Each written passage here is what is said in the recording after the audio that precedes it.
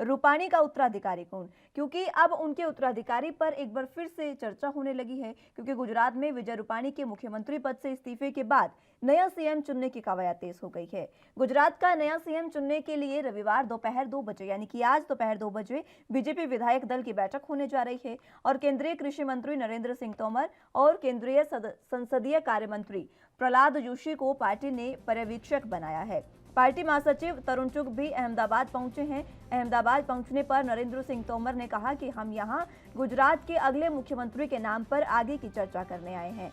हम पहले प्रदेश अध्यक्ष और पार्टी के अन्य नेताओं के साथ चर्चा करेंगे और इस बीच नए सीएम के नाम को लेकर कयासबाजी का दौर भी जारी है। पीएम मोदी के बेहद करीबी माने जाने वाले नेता प्रफुल्ल खोड़ा पटेल के नाम की चर्चाएं सबसे तेज हैं। वहीं बीजेपी सूत्रों ने बताया है कि प्रफुल्ल खोड़ा पटेल और केंद्रीय मंत्री पुरुषोत्तम भाई रूपाला में से किसी एक को गुजरात का अगला सीएम बनाया जा सकता है। साथ ही सूत्रों ने यह भी बताया कि केंद्र के दिशा निर्देश पर विजय रूपाणी ने गुजरात के सीएम पद से इस्तीफा दिया है। गुजरात में आगामी विधानसभा चुनाव को लेकर बीजेपी शक्तिशाली पटेल समुदाय को खुश करने के लिए दांवपेच भी लगा रही है।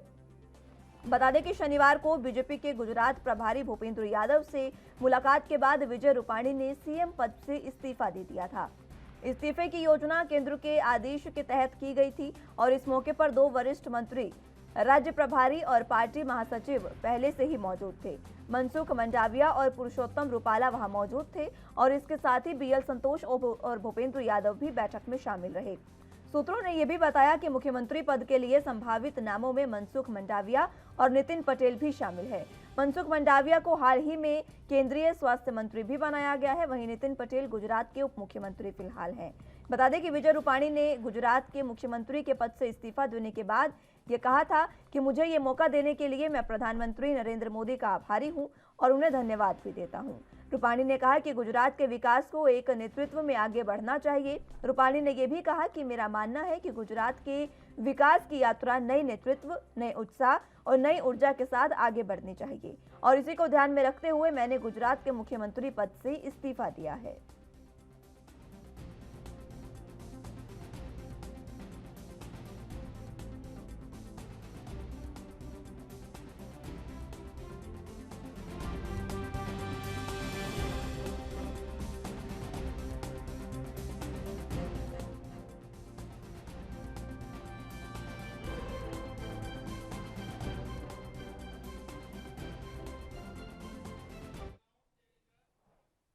तो इसी पर आज हम चर्चा करेंगे, रूपाणी के उत्तराधिकारी आगे कौन होंगे। इसी पर चर्चा के लिए हमारे साथ दोनों गेस्ट मौजूद हैं, उनका तारुफ आपसे करवा देते हैं। प्रदीप भटनागर साहब हमारे साथ बीजेपी का पक्ष रखने के लिए मौजूद हैं, बहुत स्वागत है भटनागर साहब आपका। और इसी के साथ कुंवर सिंह जी हमारे साथ कांग्रेस से नेता जुड़ चुके हैं, आपका भी बहुत स्वागत है सर।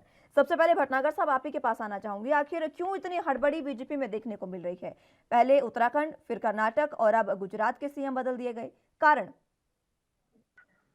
नहीं, पहली चीज तो थोड़ा सा मैं ठीक कर दूं, गड़बड़ी हड़बड़ी कोई नहीं, किसी प्रकार की सिस्टम है हर चीज का, अपने अपने संगठन का कार्य है, अपने तरीके का। तो भारतीय जनता पार्टी जिस तरीके से कर रही है कोई ऐसी चीज नहीं है,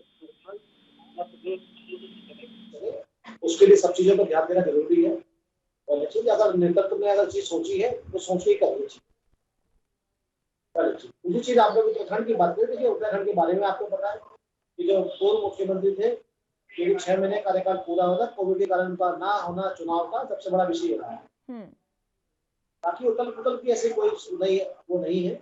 मैं इसे थोड़ा विराम देना चाहूंगा और कोई अगर आपत्ति है तो आप उस विषय में क्लियर कर सकते हैं।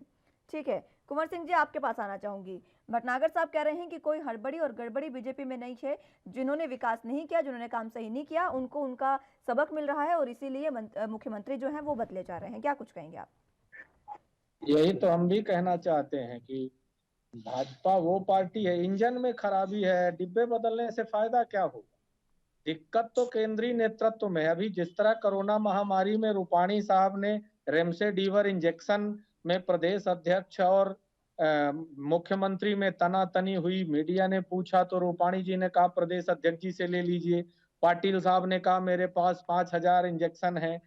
और फसल बीमा में जिस तरह विजय रूपाणी जी ने केंद्र की जो प्रायोजित कंपनियां उसको बंद करके गुजरात में नई फसल बीमा स्टेट स्तर पर शुरू कर दी, तो जाहिर सी बात है कि केंद्रीय नेतृत्व का आंखें तिरछी होगी। दूसरी बात और कहना चाहूंगा, गुजरात के मामले, ये इतिहास गवाह, केशुभाई पटेल को बदला गया चुनाव से पहले, आनंदीबेन पटेल को बदला गया, और अब विजय रूपाणी जी। तो ये देखिए, दूसरे के झांकने के बजाय अपनी गलतियां सुधार ले तो अच्छा है। भाई आपके नेता गलती करते हैं, सजा जनता भोगती है, तो ऐसे नेता को तो पहले से ही सतर्क रहना चाहिए। अब ये है कि ये कहते हैं कि जो करेगा वो भरेगा। भाई यही तो है, आपने थोपा था रूपाणी को, और जब थोपा था उन्होंने काम नहीं कर पाए, असफल रहे, और केंद्रीय नेतृत्व का जो उनका अपना सिस्टम होगा नहीं कर पाए, तो मार के भगा दिया गया। और क्या। ठीक है भटनागर साहब, आपके पास आना चाहूंगे। आप दोनों का स्टार्टिंग कमेंट हो चुका है, अब आप एक दूसरे से क्रॉस क्वेश्चन भी कर सकते हैं। भटनागर साहब, कुंवर सिंह जी कह रहे हैं कि जबरदस्ती थोपा गया था आप पर, और उसके बाद जिस तरीके से उनको हटाया गया है, उन्होंने काम सही नहीं किया, इसलिए ये कुछ उनका कहना है। और सबसे अहम बात यह है कि जो विजय रूपाणी हैं वो अमित शाह की पसंद थे सीएम पद के लिए। मुझे तो ये समझ नहीं आता, ये बाहर के लोग कैसे सलाहकार बन के पीछे बैठ जाते हैं और इतनी बड़ी क्या अधिकार बनता है बोलने का, कमेंट्स करने का? उनको लज्जा नहीं आती जरा सी बोलने में, किसके लिए क्या बोलना चाहिए? अपने को देखते नहीं कभी भी उठ के, दूसरे तरफ देखने चल दिए। हमारे यहाँ नेतृत्व तो ऐसा है जो कि मुख्यमंत्री और प्रभारी चेंज कर सकता है। आपकी तरह नहीं है अशोक गहलोत चेंज ना हो, और जो युवा पीढ़ी बैठी है मुंह ताक रही है आप लोगों को, उसमें ऐसा नहीं है। अपने को देखे, दूसरे को छोड़ दीजिए। आप लोग बड़ी गंदी आदत है, और ऐसे राहुल जी के पच्चीनों पे चलोगे तो जीरो हो जाओगे सारे। पहली चीज। दूसरी चीज देखिए, ऐसा है ये संगठनों की अपने अपने चीजें हैं, अपना तरीका है। किसी पार्टी को, किसी को, कोई नेतृत्व को, किसी अदर आदमी को बोलने का कोई अधिकार नहीं है, और ना होना चाहिए। पहले अपना घर संभाले, दूसरे को तो जवाब करते हो। ठीक है, रूपाणी जी चले गए, क्या दिक्कत है उसमें? दूसरे सीएम आएंगे, उनको मौका मिलेगा। राजनीति है, सबको मौका मिलना चाहिए, इसमें काय की आपदा है और काय की प्रॉब्लम है? सरकार जो चलनी है, सरकार देश हित के लिए, प्रदेश हित के लिए, जनता हित के लिए काम करती है, करेगी। और जो नेतृत्व चेंज हो रहा है वो भी सोच समझ के करा जाता है। ऐसे तो हमारे राज्यपाल ने उत्तराखंड ने दे दिया है, राजनीति में दोबारा पूर्ण रूप से आ रही है मोदी जी। इसका मतलब ये थोड़ी ना कि अगर वो है तो है, जो परिवर्तन चलता रहता है। ये छीटा काशी विपक्ष को अच्छी नहीं लगती है। अरे अपने गिरेबान में झांको, अपने गिरेबान को ठीक करो, फिर देखो। अपने घर में को तो शांति है, दूसरे घर में झांक रहे हैं। जिनके घर शीशे के होते, दूसरे पत्थर नहीं मारा करते हैं। इतना ही कहूंगा अपनी बलमुस्कान की।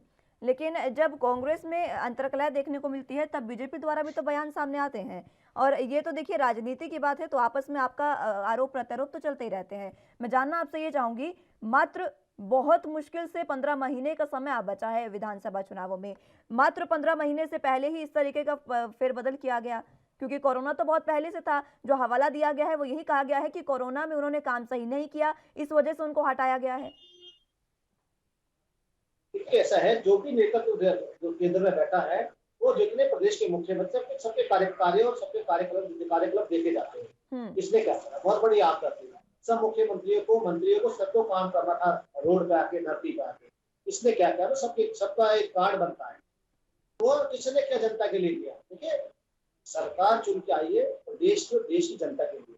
अगर उसे लाभ ना मिले सरकार का तो कोई फायदा नहीं है, फौरन चेंज कर देना चाहिए। मैंने तो राजस्थान भी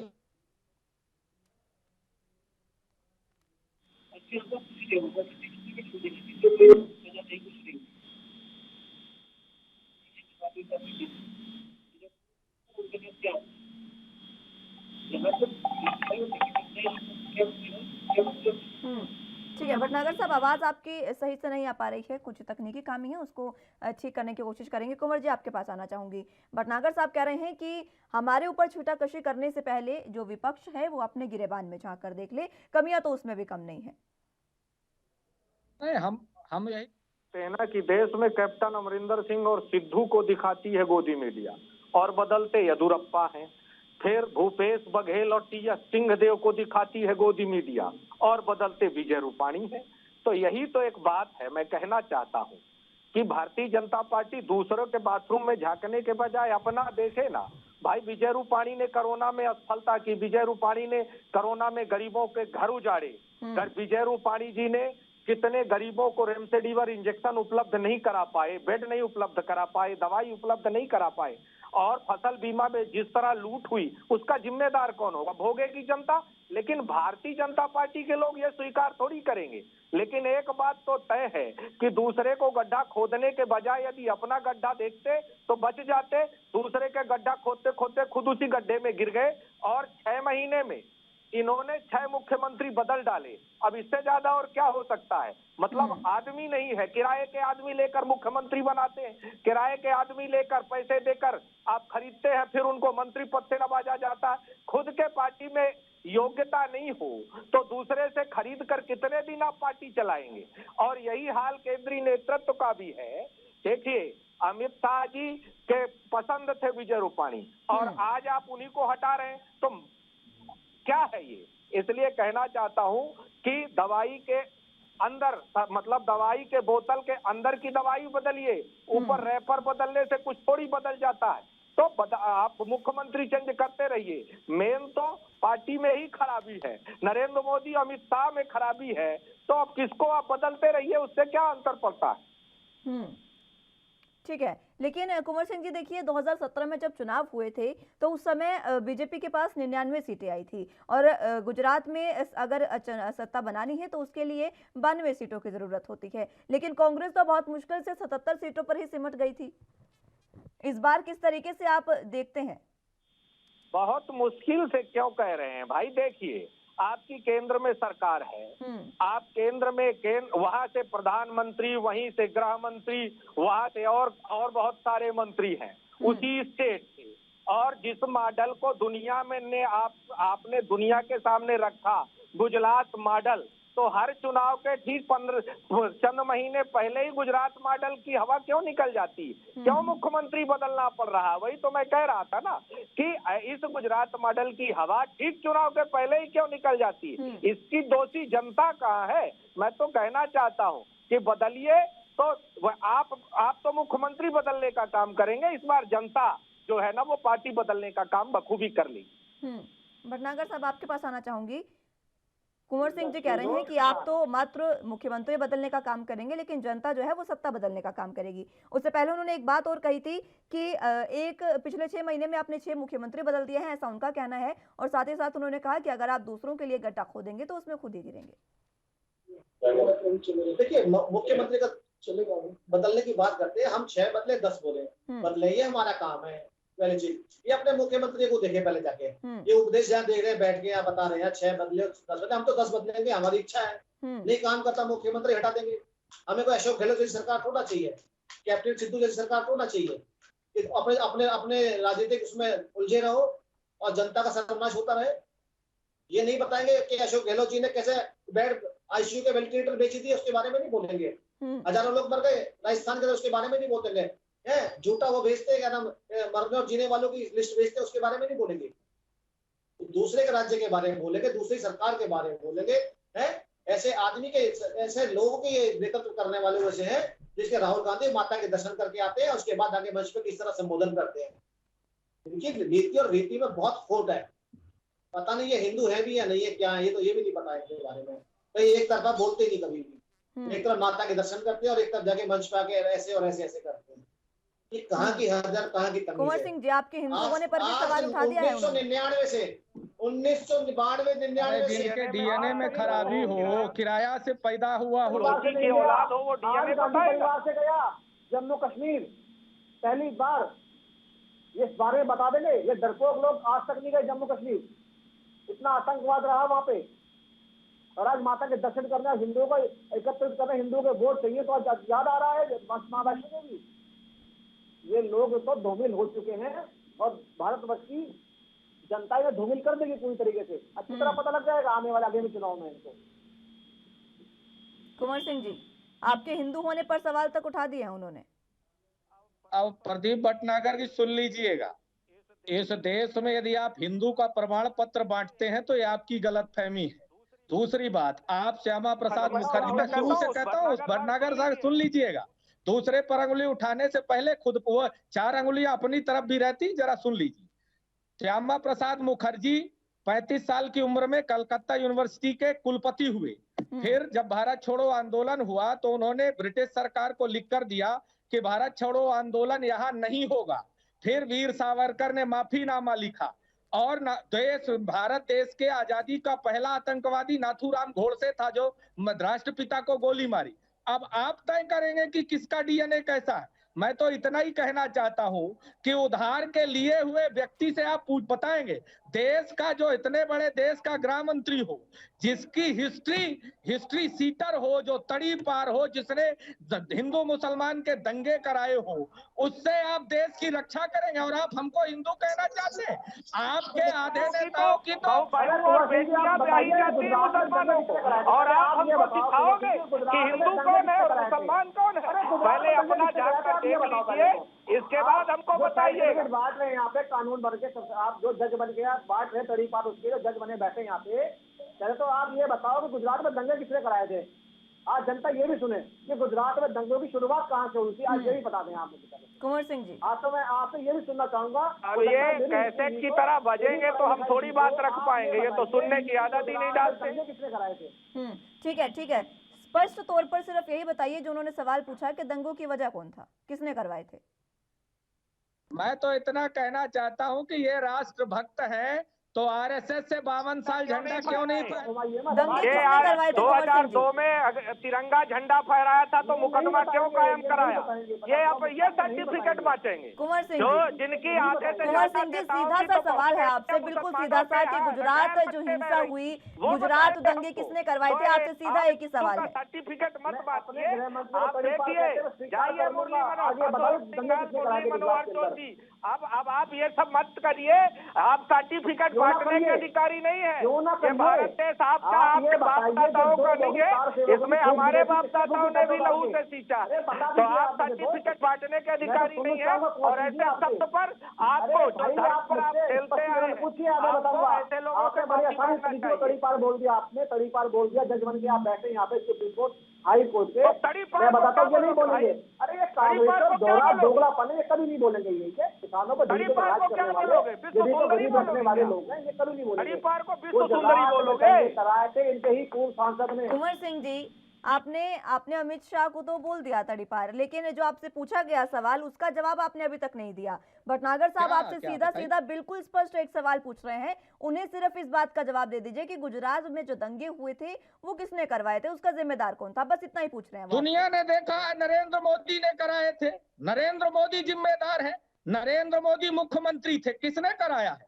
हाई कोर्ट, सुप्रीम कोर्ट में कितने मुकदमे चले, तो नरेंद्र मोदी के हाथ खून से सने हैं। दुनिया ने देखा। दूसरी बात पल्लवी जी, इनको कहिए सुनने की आदत डाल लो भाई प्रदीप भट्टागर जी, नहीं तो आप अपना सुनने की आदत डाल लो यदि सुनना है। ठीक है, ठीक है, उन्हें बोलने भी दे भटनागर साहब। मैं मुस्कान बताता हूँ। मैं देखिए, ये कभी स्पष्टीकरण लीजिए। गोरधा कांड जो हुआ सबसे बड़ा सबूत है वो गुजरात के दंगों का। इनका ही सांसद था पूर्व, जो धर्म से मुस्लिम थे, जिन्होंने कई 100 लीटर पेट्रोल डाल के दोनों डिब्बों पे बोगी में आग लगा दिया।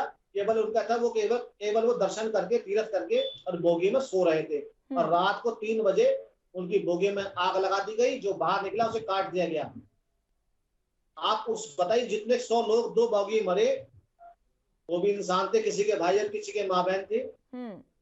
जो दंगे भड़के ये तो कभी बताएंगे नहीं। और मुस्लिम सांसद इनका खुद था, जो मर चुके हैं। अब आइए तड़ीपार की बात करें, मैं उन्हें बताता हूँ। राजस्थान के उससे मुख्यमंत्री गहलोत साहब ही थे, और मध्य प्रदेश के जो मुख्यमंत्री थे वो आदरणीय दिग्विजय सिंह जी थे, जिनकी जात धर्म का पता नहीं है। पहली चीज देखिए, दोनों से रिजर्व फोर्स मांगी गई, इन्होंने 5 दिन तक नहीं भेजी।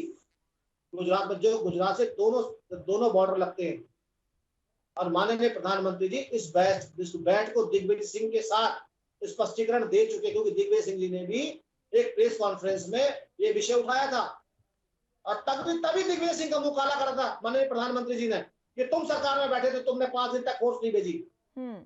और इधर से मध्य प्रदेश में बैठे थे दिग्विजय सिंह, और महाराष्ट्र इधर बैठे थे अशोक जी, तो उन्होंने नहीं भेजा। ये बता दें क्यों नहीं भेजा? कुंवर सिंह को दूसरी सरकार। अरे पहले वो कैसेट को शांत कराइए, सुनना पसंद करें तब ना। ये तो सिर्फ बोलते जाते हैं, बोलते। आप सुनना भी पसंद करें तो मैं बोलूं?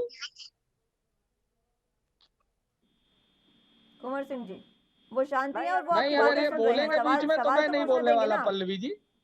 जी ये इन्होंने कहा दिग्विजय सिंह जी, तो मैं बता दूं दिग्विजय सिंह की ये जाति और धर्म, यही तो एक खेल है ना भारतीय जनता पार्टी, जिनके पूर्वज अंग्रेजों के यहाँ कप प्लेट धोते थे, अंग्रेजों की दलाली करते थे, अंग्रेजों के यहाँ मुखबिरी करते थे, अंग्रेजों को पैसा लेते थे, अब फिर ठीक बोलने है लगे कुंवर सिंह जी, कुंवर सिंह जी, करता था कुंवर सिंह जी, जी। आप बदतमीजी से उतारू हो रहे हैं। आपसे मैंने ठीक है, पहले भी समझाया था, भाषा तमीज से भाषा बात कीजिए मर्यादित करिए। मेरे रखें, माँ बाप नेशनल चैनल पर बिल्कुल हम देख मर्यादित रहे हैं, है, भाषा हिंदू भाषा धर्म कहते मर्यादित हैं, रखें। धर्म की आप बात अपना उठाते हैं। जवाब दें, लेकिन भाषा घर भाषा वाले की कर मर्यादा सकते है। हैं। मैं और भी, सिंगिंग लेकिन माइंड ये धर्म की बात करते हैं, हिंदू है कि नहीं, इनको ये सवाल उठाने का अधिकार है। तो आपने भी तो अमित शाह को, आपने भी तो कहा ना।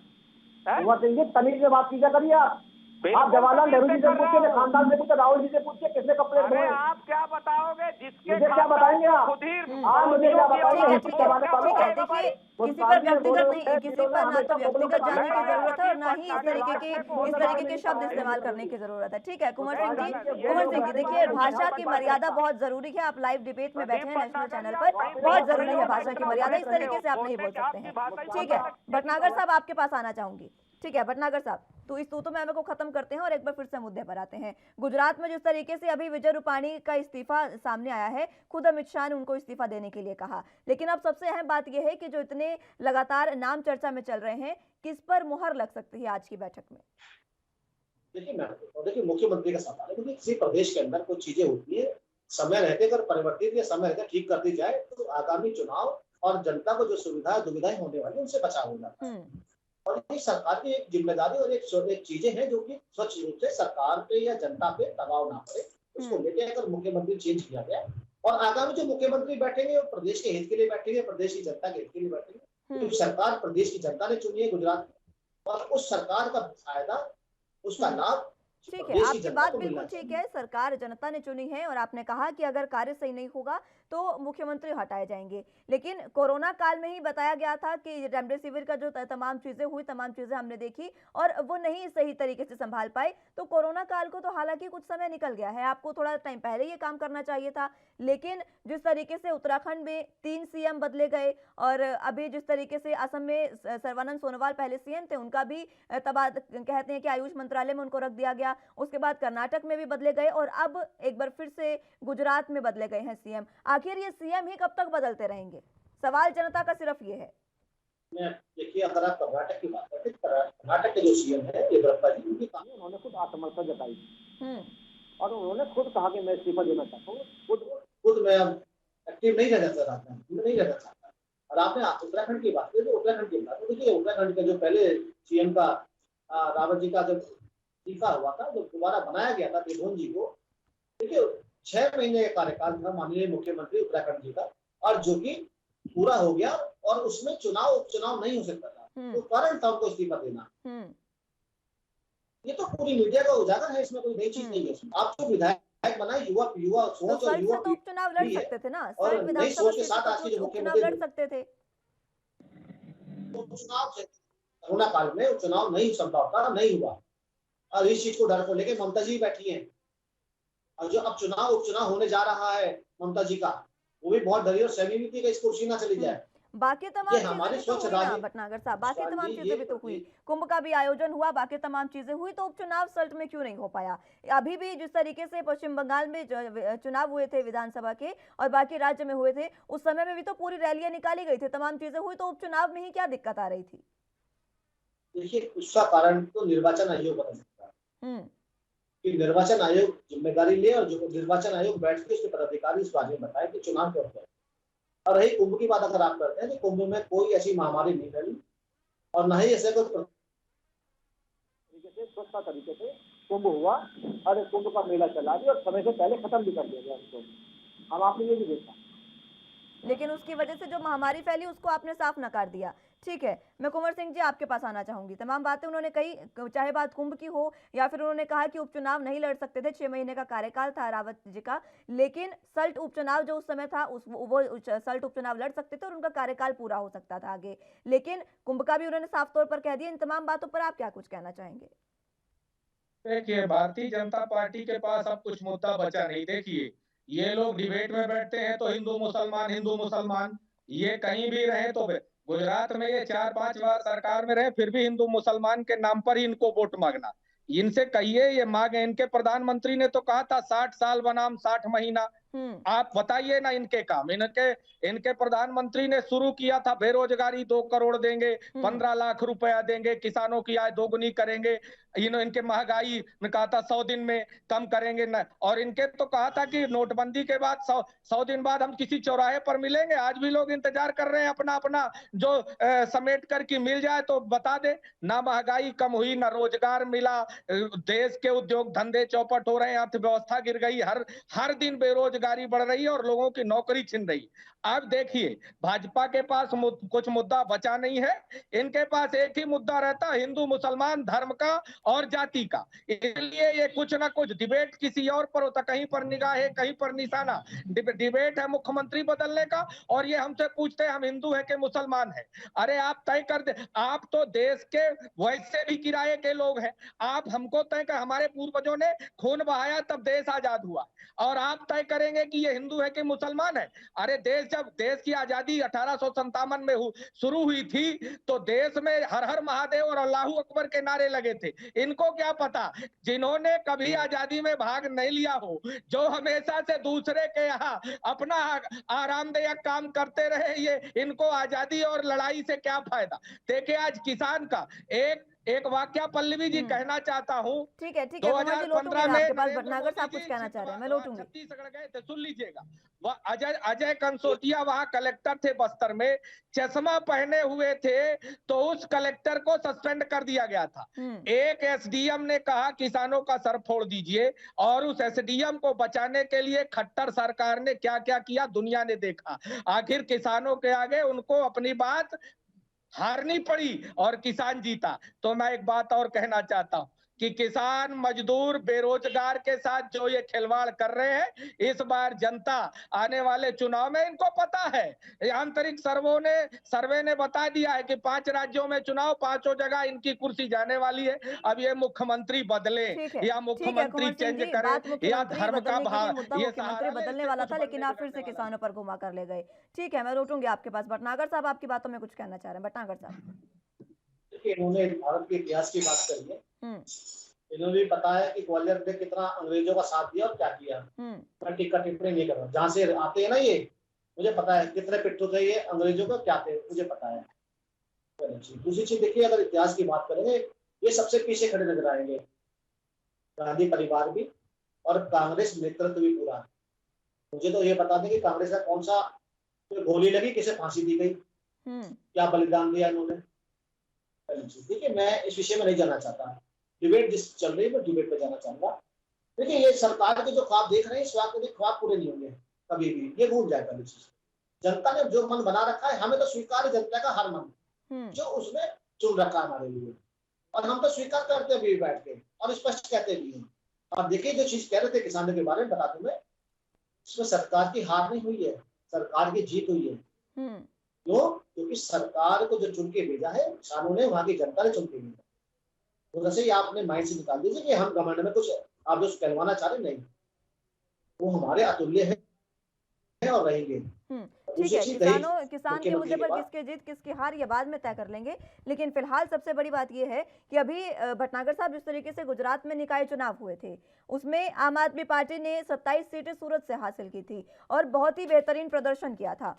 क्या इसी बात से घबरा गई है बीजेपी? इसी बात की चिंता है कि विजय रूपाणी का कार्यकाल उनको पूरा नहीं करने दिया गया, या फिर उन पर तमाम बातें रखी गई है? क्योंकि देखिए खुद आम आदमी पार्टी ने पूरे तरीके से ऐलान कर दिया है और गुजरात में काफी बेहतरीन प्रदर्शन वो कर रही है, जिस तरीके से अभी लगातार उनका कह सकते हैं कि चुनावी बोर्ड में जो आम आदमी पार्टी है वो अपने प्रयास पूरे कर रही है। क्या इसी बात से घबरा गई है बीजेपी?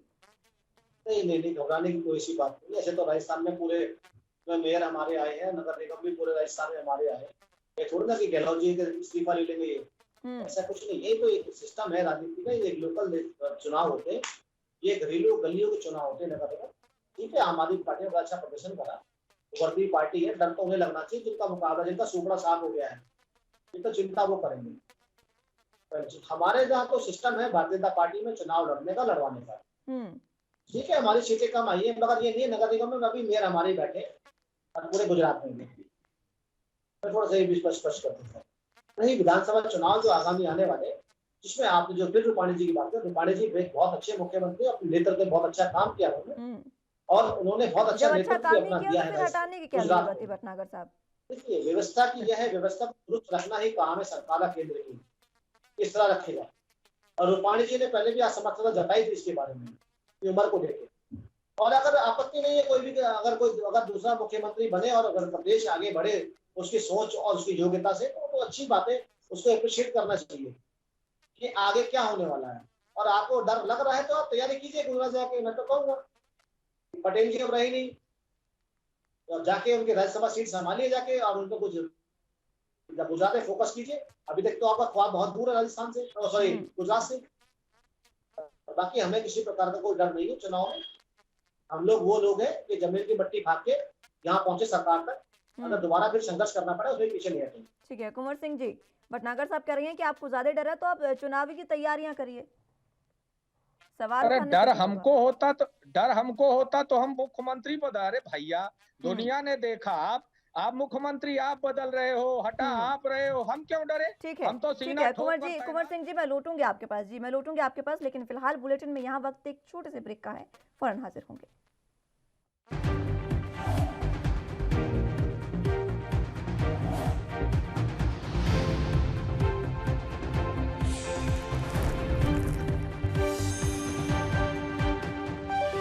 ब्रेक के बाद एक बार फिर से स्वागत है आप सभी का। दोनों गेस्ट हमारे साथ मौजूद हैं, सीधे उन्हीं का रुख कर लेते हैं। गुजरात के मुद्दे पर हम बात कर रहे हैं, जहां पर विजय रूपाणी के बाद उत्तराधिकारी कौन होगा ये समझने की और ये जानने की कोशिश कर रहे हैं। कुंवर सिंह जी, आपकी बात अधूरी रह गई थी, मैं आपके पास एक बार फिर से आना चाहूंगी। भटनागर साहब कह रहे हैं कि अगर आपको इतना ही खौफ है तो सवाल उठाने से ज्यादा अच्छा है कि आप जाकर अपनी चुनावी तैयारियां करें।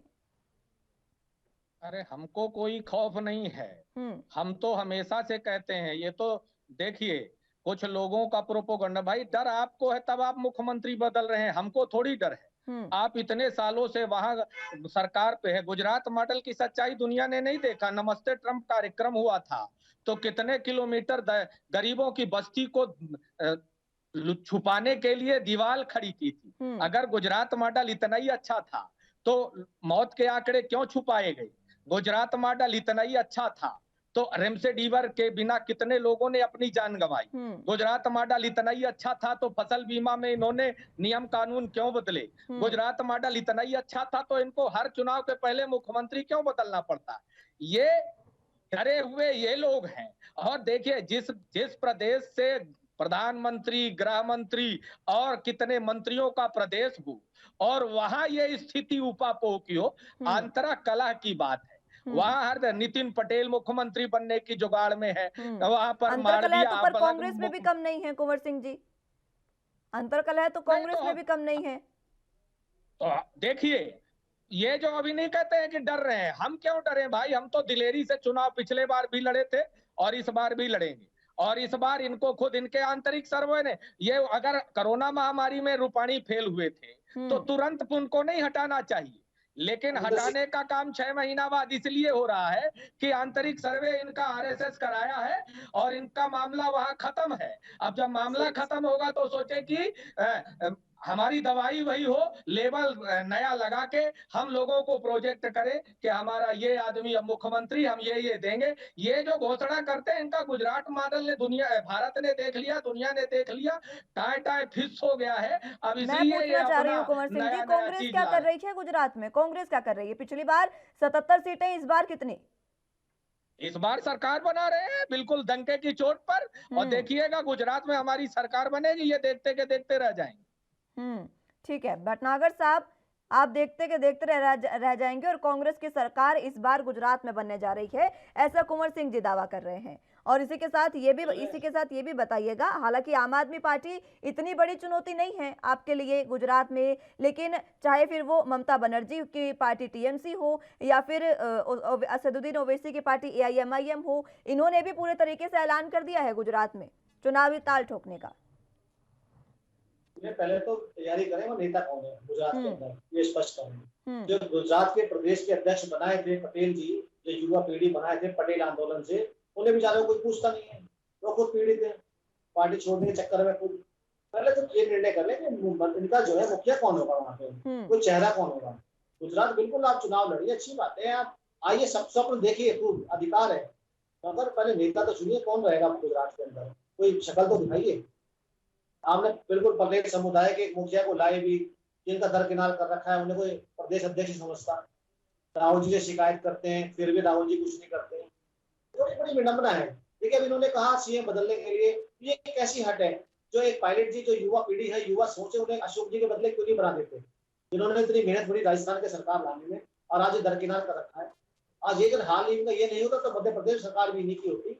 जैसे सिंधिया जी ने इतनी मेहनत करी, रात दिन एक करा, प्रदेश के अध्यक्ष रहे, और उनके साथ कैसे धोखेबाजी करी। ठीक है, एक सिंधिया जी का कितना वर्चस्व है, उनके आगे मैं देख समझता हूँ कि दिग्विजय सिंह और कमलनाथ जैसे टिकते भी नहीं है। आज इन्हें चीजों को सोचना पड़ेगा, क्योंकि रही सही जो कसर है राहुल जी तो पूरी करने में लगे, और ये जिनके जो नेता तो बैठे हैं और नेता बन के आते हैं, ये सब पूरा ध्वस्त कर देंगे किसान को। तो लगता है कि कांग्रेस का नाम लेवा भी मिलेगा। इन्हें अच्छे काम और अच्छी सोच में रहना पड़ेगा, चाहे अपने लिए या अदर पार्टी के लिए। इन्हें सभ्य पार्टी और सभ्य लोग बन के दिखाना जरूरी है कि हर चीज तमीज और सहज और सरलता के दायरे में बात और वार्ता की जाए, इससे बढ़िया बात।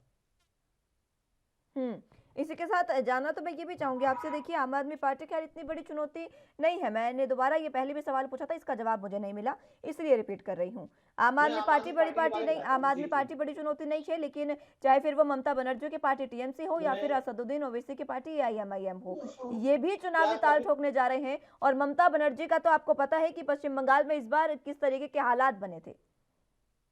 मुस्कान जी, ये वो लोग हैं जिन्होंने भवानीपुर में अपना कैंडिडेट खड़ा नहीं करा, केवल वोट बैंक के चक्कर में ममता जी के लिए। मैं आपको बता दूं, ये वो लोग हैं कि ये ओबीसी के बारे में बोल के दिखाएंगे यहाँ पे, ये केवल मुस्लिम्स की बात करते हैं, मुझे कहते हैं हिंदू का ठेकेदार। कभी अखिलेश जी के बारे में बोल के दिखाएं, केवल एक समुदाय के बारे में बोलते हैं, उन्हें कोई हिंदू या दिखाई नहीं देता, कोई हिंदू दलित नजर नहीं आता, हिंदू बहन बेटी नजर नहीं आती। राजनीति दोहरीकरण है ना, थोड़ा चीजें ये है। हम स्पष्ट बोल देते हैं, साफ बोल देते हैं, इसलिए बुरे हैं। क्यों? क्योंकि हम क्लियर बोल रहे हैं। ओबीसी साहब बोलते हैं क्लियर, भाई हम तो मुस्लिम की राजनीति करते हैं और हमें मुस्लिम वोट चाहिए। उसी नीति पे कांग्रेस ने काम किया, उसी नीति पे समाजवादी पार्टी ने काम किया, उसी नीति पे बहुजन समाज पार्टी ने काम किया। आज सबको राम जी भी याद आ रहे हैं, विष्णु जी भी याद आ रहे हैं, सबको अब वैष्णो देवी माता भी याद आ रही है। क्यों? क्योंकि आज जो है भारतवर्ष का हिंदू जाग चुका है, उसे पता है कि हमारे वोट की जरूरत नहीं है, सबके नेताओं को, सारी पार्टियों को मुस्लिम वोटों की ज्यादा जरूरत है। तो आज इन्हें अपनी वोट की पावर और क्षमता दिखानी पड़ेगी, और पूरे भारतवर्ष के हिंदुओं ने दिखाई कि हमारे वोट की भी अहमियत है। हम भी देश के वोटर हैं, हम भी नागरिक हैं, हमें भी आप वोटर समझे। ये अदर पार्टी को समझना पड़ेगा। जो आज ये जो प्रबुद्ध कार्यक्रम कर रहे हैं, प्रबुद्ध प्रकोष्ठ बना रहे हैं, प्रबुद्ध कार्यक्रम कर रहे हैं, सम्मेलन कर रहे हैं, रैलियां कर रहे हैं, ये चीजें देखिए दर्शाती है कि आज इनको समझ में आ रही है। मैं तो तब जानूंगा कुंवर सिंह जी के बारे में जब ओबीसी के बारे में बोल के दिखाएंगे, जो कट्टर मुस्लिमवादी बातें करते हैं और मुस्लिमों की नेतागिरी और मुस्लिमों के विषय में बोलते हैं, कितना कितना बोलते हैं। मैं तो तब जानूंगा आपकी नेतागिरी। कुंवर सिंह जी बात अपनी बात करी, जो मैं थोड़ा कहिए भटनागर साहब। हम दिल्ली के अंदर बेशक हमारी 6 सीटें, मगर हमारा कम से कम 6% वोट बढ़ा है। ठीक है, हमारे 6 विधायक हैं, मगर इनका तो सुप्रसाद हो गया। कांग्रेस के विरोध में आए थे, कांग्रेस को साथ लेके चले गए, और गुजरात में भी यही हुआ। तो नगर निगम चुनाव जो कांग्रेस को मजबूती से लड़ना था वो नहीं लड़ पाई, वो आम आदमी पार्टी समेट के ले गई।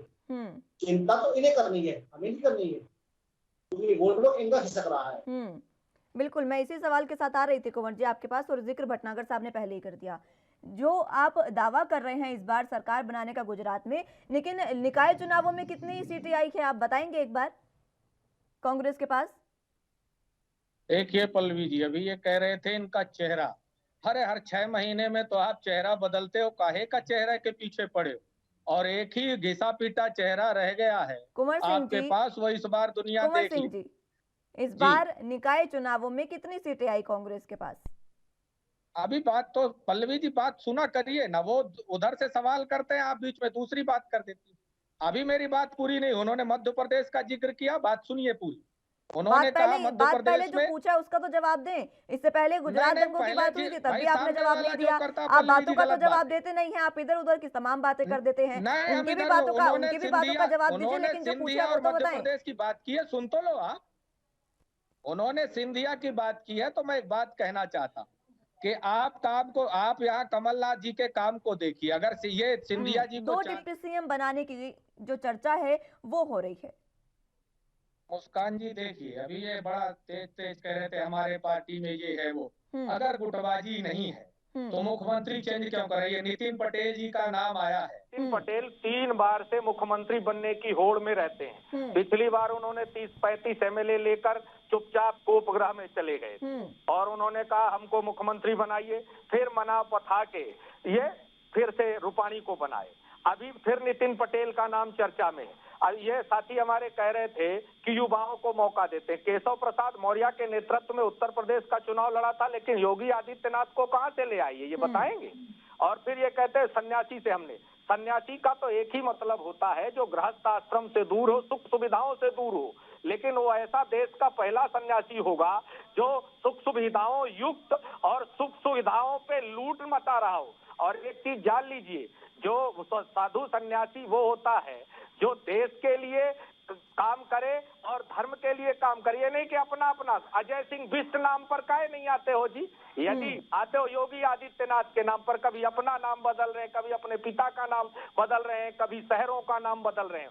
तो इनकी तो परंपरा रही है कि काम ना करो, धर्म पर खेलो, जाति पर खेलो। और रही जहां तक गुजरात की बात, तो ये भी कह रहे थे ना कि हमारे पास चेहरा है। आपका चेहरा किस काम का कि आप लाते केशव मौर्य को, बनाते योगी आदित्यनाथ को, आप लड़ते आनंदीबेन पटेल पे हो, बनाते विजय रूपाणी को हो, आप लड़ते केशु भाई पटेल पर हो, बनाते हो आनंदीबेन पटेल को हो, आप विजय रूपाणी पे लड़ते हो और नितिन पटेल या जिसका भी, अशोक कुमार या जिसका भी नाम आएगा। लेकिन आप जान लीजिए, एक मुख्यमंत्री के साथ 2 मुख्यमंत्री और जैम्बो मंत्रिमंडल, तो ये कला की निशानी है। और अब भाजपा जो ये छाती कूट रहे हैं ना, तो ये पहले कहते थे, नारा देते थे कांग्रेस मुक्त बना देंगे, इनकी खुद की पार्टी कांग्रेस युक्त हो गई है। अब ये अपना कुनबा बचाए भी मध्य प्रदेश की बात इन्होंने की थी। तो मैं एक बात स्पष्ट कहना चाहता हूँ, 15 साल शिवराज सिंह मुख्यमंत्री थे और चौथी बार इनके सरकार की मुख्यमंत्री, इनके पार्टी के मुख्यमंत्री हैं मुस्कान जी। एक छोटा सा उदाहरण देना चाहता हूँ, 150 रुपया 10 साल में, ये 15 साल में 300 रुपया विकलांग और निशक्त पेंशन दिया करते थे।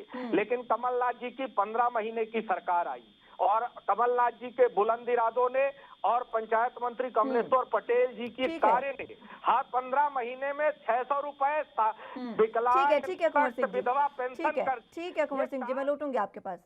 जी मैं लौटूंगी आपके पास, लेकिन फिलहाल वक्त एक छोटे से ब्रेक का है, फौरन हाजिर होंगे।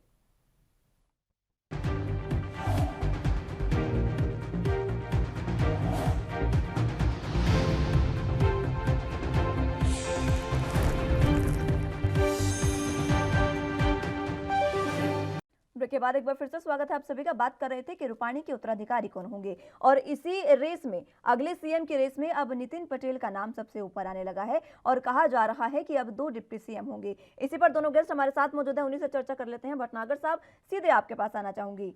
नितिन पटेल को बताया गया है, उनका नाम सबसे ऊपर शामिल है और कहा जा रहा है कि उन्हें सीएम बनाया जा सकता है, लेकिन वो फिलहाल डिप्टी सीएम है, उनको सीएम बनाया जाएगा और उसके बाद 2 डिप्टी सीएम लाने की कवायद शुरू हो गई है। मैं जानना चाहूंगी आपसे, गुजरात में पटेल समुदाय का काफी वर्चस्व है, क्या वाकई वोट बैंक बनाने के लिए पटेल जी को लेकर आ रहे हैं आप?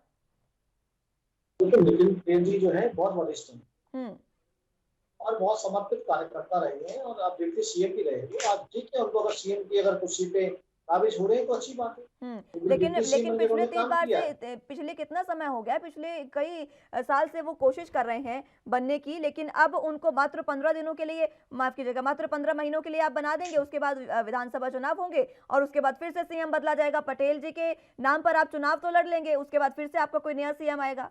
यही होने वाला है ना भटनागर साहब? देखिए ऐसा है, बात ये भारतीय जनता पार्टी सिस्टम नहीं है।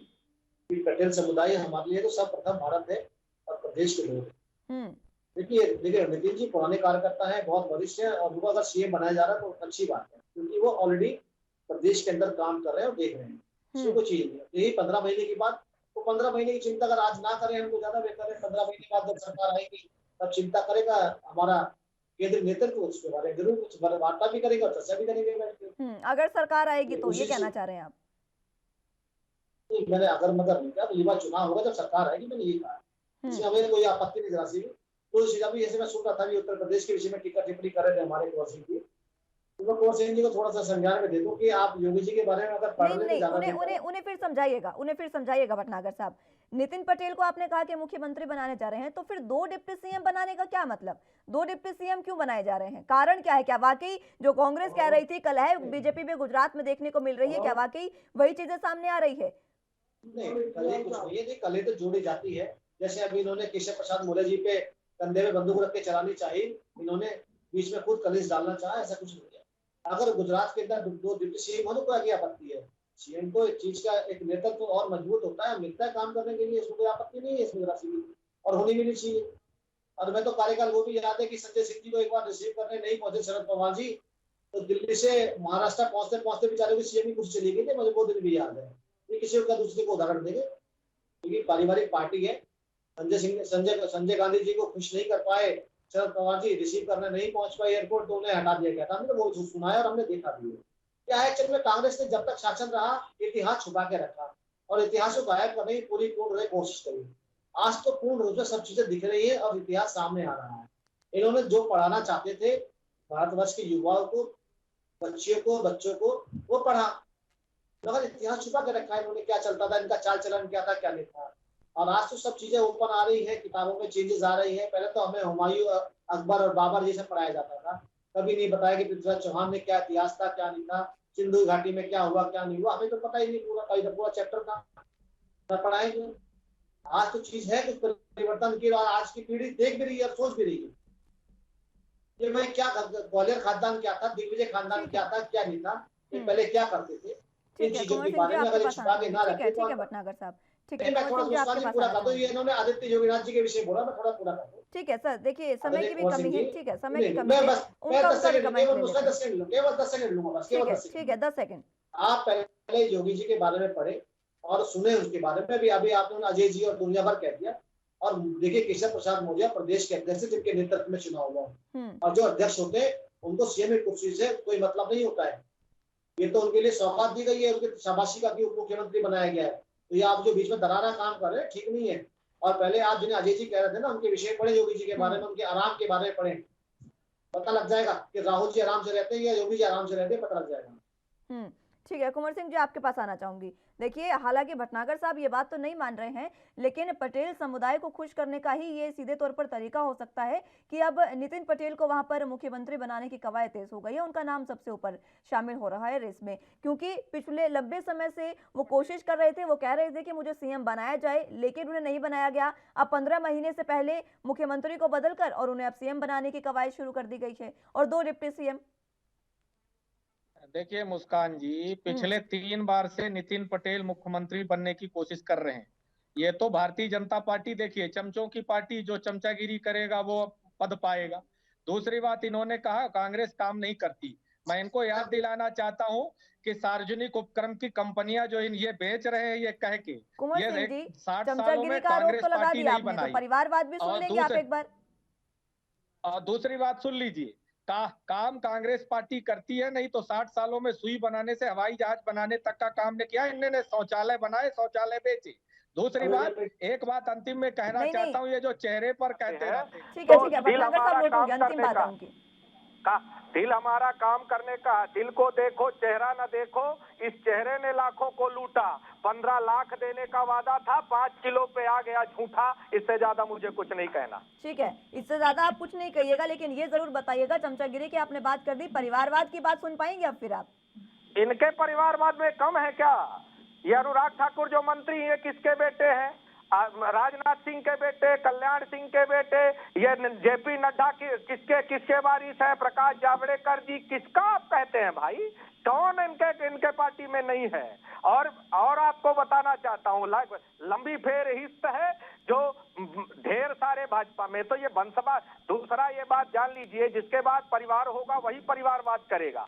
जिसके पास परिवार ही नहीं, अपनी बीवी को रात को छोड़ में भग जाए, उसका काहे का परिवारवाद? यानी कि आप कांग्रेस को पूरे तरीके से क्लीन चिट मिल गया है कि आप बैठकर परिवारवाद करते रहे, आपके नेता चाहे फिर वो 30 साल रहे चाहे 50 साल रहे, बाद में छोड़कर बीजेपी में शामिल होते रहे।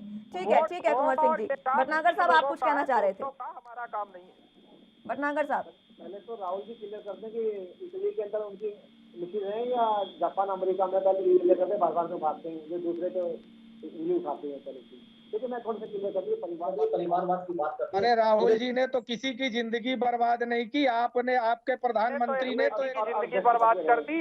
मैं तो ये पूछ रहा ठीक है सर, व्यक्तिगत नहीं जाएंगे सर, व्यक्तिगत नहीं जाएंगे, व्यक्तिगत नहीं, समय की भी कमी है सर। कुंवर सिंह जी, समय की कमी है, व्यक्तिगत जाकर आप इस तरीके से समय वेस्ट ना करें। मेरे पास मात्र 1 मिनट है, मेरे पास मात्र 1 मिनट है। भटनागर साहब, आपसे आपका आखिरी कमेंट चाहूंगी, अब मात्र 1 मिनट। इनका हाल वो है कि नाच में की इज्जत न करे उससे आपका देश इनका हाल वो है, कहता हूँ, फिर कह रहा हूँ मैं, इनका हाल वो है कि नाच मेरी बुलबुल तुझे पैसा मिलेगा। इससे बड़ा इनका हाल नहीं है। अरे रात और ये चलते आए इन चीजों से। जो आदमी पत्नी को भाग गया वो आदमी देश बचाएगा। प्रधानमंत्री कुंवर सिंह जी, व्यक्तिगत जाने की जरूरत नहीं है, आप भी अनुभवी व्यक्ति हैं, आप लाइव डिबेट में बैठे हैं नेशनल चैनल पर, इस तरीके से व्यक्तिगत जाने की जरूरत नहीं है। व्यक्तिगत मत जाइए, व्यक्तिगत नहीं जाइए, राजनीति करनी है तो राजनीतिक मुद्दों पर करिए, समय की कमी है। ठीक है, ठीक है, देश का प्रधानमंत्री अभी भी व्यक्तिगत है, मानते हैं आप लोग? बहुत कुछ है मेरे पास बोलने के लिए। देश के प्रधानमंत्री बहुत व्यक्तिगत नहीं है, मैं नहीं बोलना और देश के चाहता। प्रधानमंत्री मीडिया तो आप उनकी निजी जिंदगी को नहीं इस तरीके से बीच में लेकर आ सकते हैं ना कुंवर सिंह जी। व्यक्तिगत तो फिर राहुल गांधी भी नहीं है, वो भी विपक्ष के बहुत बड़े नेता हैं। व्यक्तिगत तो वो भी नहीं होंगे, फिर वो भी सार्वजनिक है, उनके भी सारे कच्चे चिट्ठे खोल दिए जाए। बिल्कुल खोलिए, हम तो कहते हैं। ठीक है, व्यक्तिगत नहीं जाएंगे कुंवर सिंह जी, व्यक्तिगत किसी पर जाने की जरूरत नहीं है। भटनागर साहब, ठीक है, भटनागर साहब, समय की कमी है, आखिरी कमेंट आपका। इन्होंने प्रेस कॉन्फ्रेंस नहीं की, बुलाइए ना प्रेस कॉन्फ्रेंस करने के लिए प्रधानमंत्री। और राहुल जी, ये क्यों इस समय मनी लॉन्ड्रिंग में ये क्यों जमानत के थोड़ा बता दें भारत। अरे तो जेल भेज दो भाई, ये सरकार बता आपकी दीजिए क्यों नहीं भेज रहे हो?